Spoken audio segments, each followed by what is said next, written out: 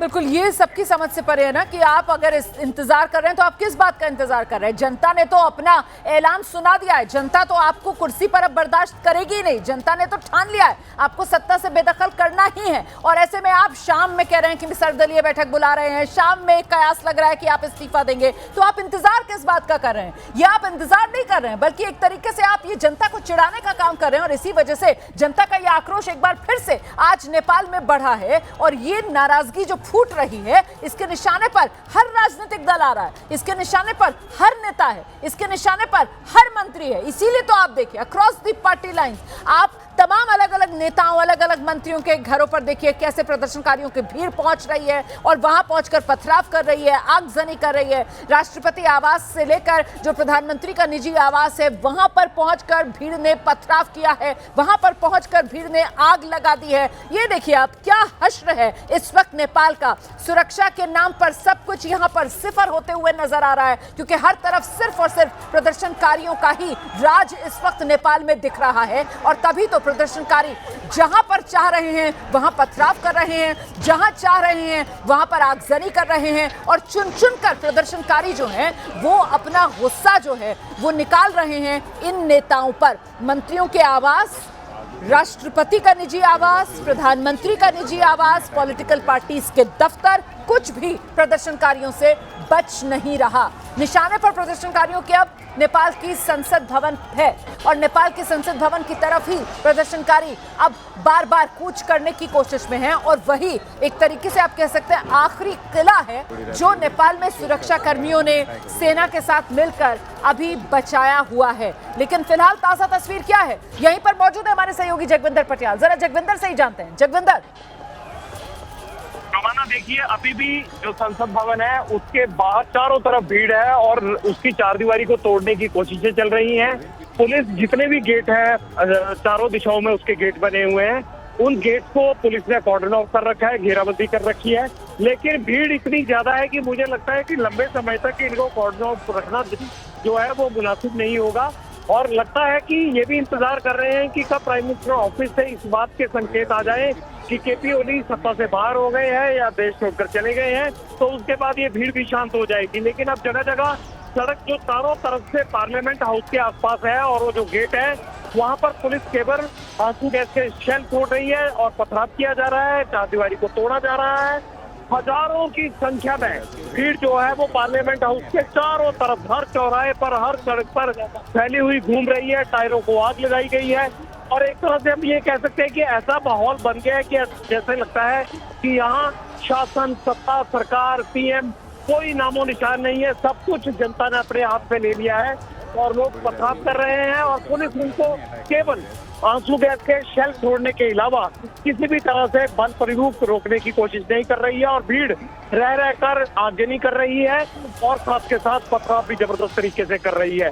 हजारों की संख्या में लोग पार्लियामेंट भवन के आसपास जमा है, इसमें महिलाएं भी हैं, युवा भी हैं, तमाम तरह के लोग ये पथराव कर रहे हैं। लेकिन अभी तक चारदीवारी के अंदर इनको प्रवेश नहीं करने दिया गया है। हालांकि बहुत बार ऐसा मौका आया जब ये भीड़ गेट तक चली गई, लेकिन उसके बाद आंसू गैस के जरिए इनको वहां से खदेड़ा गया। तोड़फोड़ अभी जारी है, आगजनी, टायरों को आग लगाई गई है, पथराव हो रहा है, शेल छोड़े जा रहे हैं, लगातार आवाजें आ रही हैं। लेकिन ना सेना अभी हटी है, ना पुलिस अभी हटी है और ना ही सड़कों के बाहर से पार्लियामेंट भवन के बाहर जो लोग जमा है वो हटे हैं।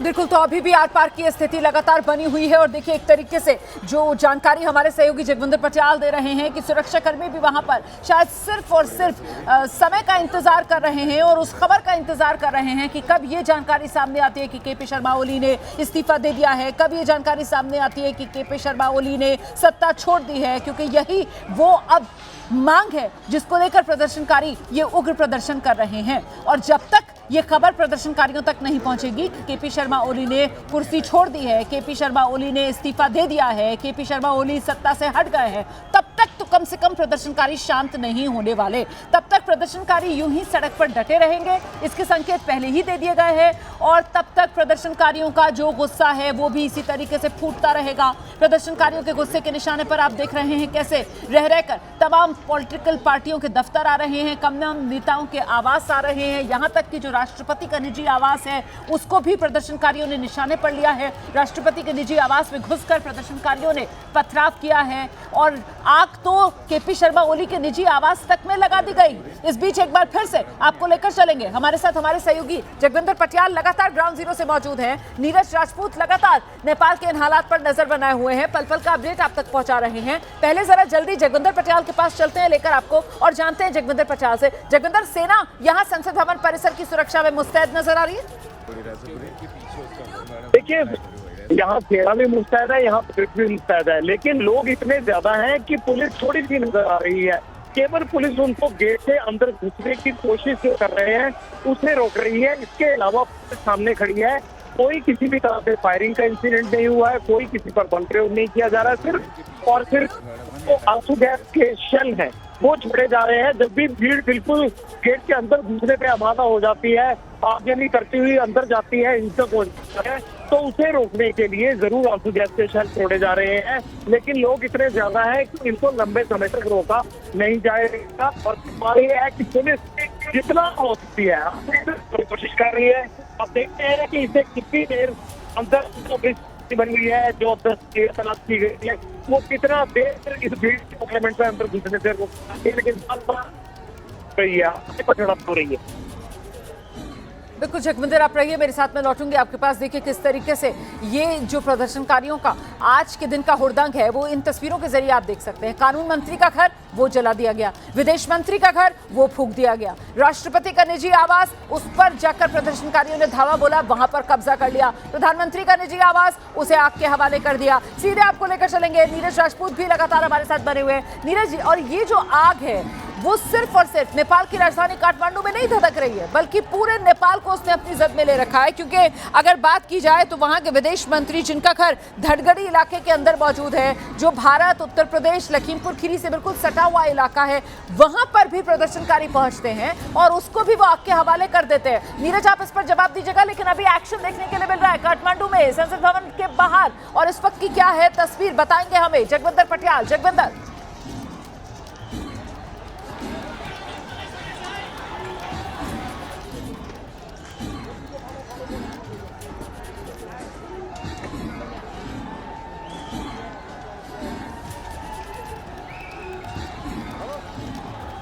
जगविंदर, आपको मेरी आवाज मिल रही है? जनता ने अपने हाथ में ले ली है। काठमांडू की सड़कों पर ये मंजर देखकर आप अंदाजा लगा सकते हैं। पार्लियामेंट भवन के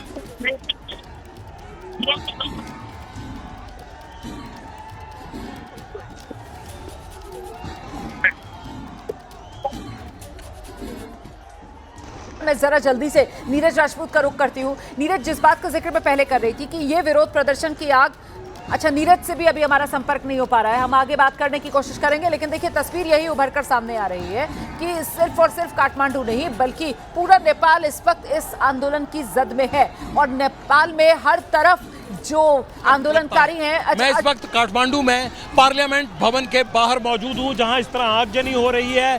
पुलिस गेट से पब्लिक अंदर न घुस पाए इसके लिए तैनात की गई है, लेकिन घंटे हो गए इस भीड़ का हजूम बार बार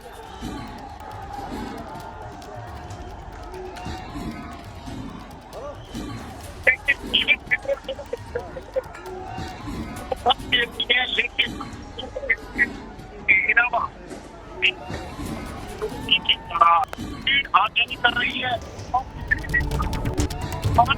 कुछ दिक्कत आ रही है, हम बात करने की कोशिश करेंगे जगविंदर पटियाल से।